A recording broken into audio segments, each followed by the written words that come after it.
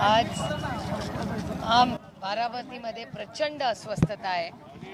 बारामतीमधल्या अनेक महिला, युवक आणि ज्येष्ठ नागरिकांमध्ये प्रचंड अस्वस्थता आणि राग आहे, रोष आहे। ज्या पद्धतीने महिलांवरचे अत्याचार एकीकडे वाढत आहेत आणि असंवेदनशीलपणे हे सरकार त्याच्यावर ॲक्शन घेत नाही आहे, आणि दुसरीकडे ज्या पद्धतीने छत्रपती शिवाजी महाराजांच्या पुतळा जो कोसळला, अशी दुर्दैवी घटना घडली आणि त्याच्यावर हे वाचाळ वीर या सरकारमधले बोलतायत, त्याचा मी जाहीर निषेध करते। आणि अशा वाचाळ वीर यांनी जर राज्याची माफी मागितली नाही तर आम्ही त्यांना राज्यात फिरू देणार नाही। एक मिनिट थांबा, हे विषय तर घ्या सगळ्या आधी, अजून काय आहे याचं आंदोलन? अगदी बरोबर आहे देवेंद्रजींचं, राजकारण आम्ही करतच नाही आहे, पण सरकारने त्यांच्या जर लवकर ॲक्शन घेतली असती आणि गृहमंत्र्यांनी या सगळ्या बाबतीत जर लक्ष घातलं असतं तर आम्हाला आंदोलन करायची वेळच आली नसती।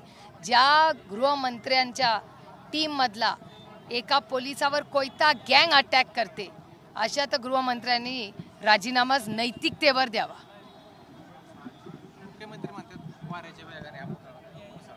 त्यांना आधी माहिती नव्हतं कुठे चाललंय, हे दुर्दैव आहे। माननीय मुख्यमंत्र्यांकडून माझ्या खरंच जास्त अपेक्षा होत्या।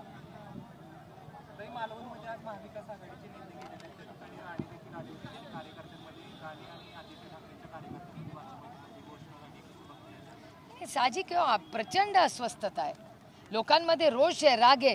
ज्यांना आम्ही दैवत मानतो, छत्रपती शिवाजी महाराज हे दैवत आहेत, फक्त महाराष्ट्राचं नाही देशाचं। त्यांचा पुतळा असा कोसळतो, त्याच्यावर हे वाचाळवीर काही बोलतात, कोणी माफी देखील साधी मागत नाही जनतेची। आम्ही काय आमची मागं अजिबात म्हणत नाही, जनतेची। त्यातून ते म्हणतात नौदलाची चूक आहे, नौदलाची चूक आहे। ज्या नौदलांच्या प्रयत्नांनी, कष्टांनी, त्यागामुळे आपण सगळे सुरक्षित आहोत, तुम्ही स्वतःची जी जबाबदारी आहे ती त्यांच्या गळ्यात घालताय।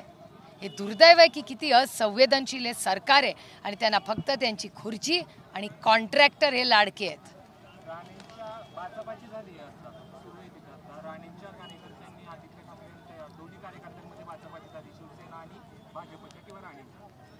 हे दुर्दैव आहे की जे आज सत्तेमध्ये आहेत ते जबाबदारीच घ्यायला तयार नाही आहेत, हे दुर्दैव आहे खरं आपलं। झाले सगळे प्रश्न? हां, आता विचारा, दुसरं काय विचार?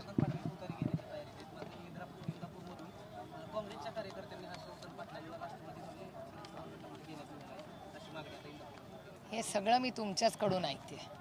अजून सीट वाटप होईल, सीट वाटप झाल्यानंतर कॅन्डिडेटचा निर्णय होईल।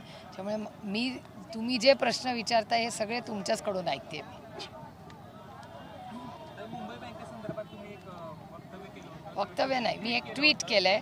मी सकाळी सगळे चॅनल आणि सगळी वर्तमानपत्र वाचते।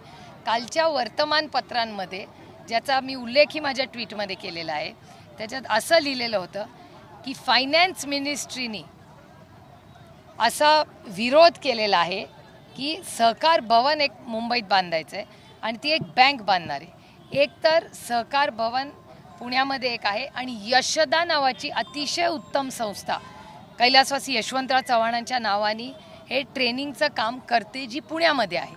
आता नवीन एक काहीतरी जमीन कुणाला तरी देण्यात येते, कुणाला देण्यात येते मला काही माहिती नाही आहे आणि मी त्याच्यात लक्षही घातलेलं नाही। पण फायनान्स मिनिस्ट्री सरकारची जमीन देताना ऑब्जेक्शन घेते, तरी फायनान्स मिनिस्टरचं ऑब्जेक्शन, मंत्रालयाचं ऑब्जेक्शन, वित्त मंत्र्याचं ऑब्जेक्शन असताना ते ओव्हर रूल केलं जातं कॅबिनेटमध्ये, आणि तरी जमीन कुणाला तरी दिली जाते। हे वर्तमानपत्रात काल आलेलं आहे, अतिशय गंभीर विषय। सातत्याने फायनान्स मिनिस्टर आणि फायनान्स मंत्रालय, आजही वर्तमानपत्र तुम्ही वाचलं तर जे लोन महाराष्ट्र सरकारने घेतलेलं आहे त्याच्यात आणखीन वाढ झालेली आहे, आणि त्याचे ऑब्जेक्शन्स हे फायनान्स मिनिस्ट्रीनी घेतलेले आहेत। कालचा वर्तमानपत्र वाचा, आजचा, दोन्ही दिवशी वृत्तमंत्री, फायनान्स मिनिस्टरी या मंत्रालयांनी जे ऑब्जेक्शन्स घेतलेले आहेत त्याला ओव्हर रूल केलेलं जात आहे, आणि सातत्याने कॅबिनेटमध्ये असे निर्णय घ्यायचे जात आहेत जे मंत्रालय नाही म्हणतंय। आणि जो उल्लेख तुम्ही केला त्याच्यात फायनान्स मिनिस्ट्रीनेही विरोध केला आहे आणि लॉ अँड ज्युडिशरीनेही विरोध केलेला आहे। तर 2-2 मंत्रालय जेव्हा नाही म्हणतायत, मग हा निर्णय का घेतला, कशासाठी घेतला, हे महाराष्ट्राला उत्तर दिलं पाहिजे सरकारने. आणि आजही जे लोन वाढवलेलं आहे महाराष्ट्र सरकारने, त्यालाही फायनान्स मिनिस्ट्रीनी ऑब्जेक्शन घेतलेलं आहे. तर काय हे, कुठलं लोन घेताय, कशासाठी लोन घेताय, आणि जर फायनान्स मिनिस्ट्री जर त्याचा विरोध करते तर हे अतिशय गंभीर आहे. मग सरकारमध्ये चाललंय तरी काय, चालवतंय कोण आहे सरकार? हा आजचा फार गंभीर विषय, हा फायनान्स मिनिस्ट्रीच्या लोनचा, तो पण आणि कालचा पण. कारण फायनान्स आणि लॉ ज्युडिशरी दोघांनी ऑब्जेक्शन.